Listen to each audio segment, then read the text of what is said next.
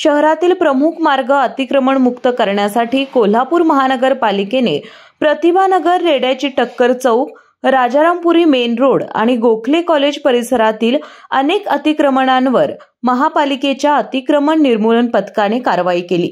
या मोहिमेदरम्यान 4 हातगाड्या, 2 cabin, 9 stand board, 2 लोखंडी पार्किंग जाळी, 2 लोखंडी टेबल आणि 1 लोखंडी खॉट असा मोठा माल जप्त करण्यात आला। तसेच शहरातील प्रमुख रस्ते मानले जाणारे जवाहर नगर, यल्लमा चौक, हॉकी स्टेडियम परिसर, सुभाष नगर चौक, आर चौक ते दसरा चौक आणि बिनखांबी मंदिर परिसर येथील 22 डिजिटल बोर्डांसह तब्बल 102 लहान जाहिराती फलक हटवून जप्त करण्यात आले। ही कारवाई प्रशासक के मंजुलक्ष्मी, अतिरिक्त आयुक्त रविकांत अडसूळ, शिल्पा दरेकर, सहाय्यक आयुक्त स्वाती दुधाणे आणि शहर अभियंता रमेश मस्कर यांच्या मार्गदर्शनाखाली पार पडली।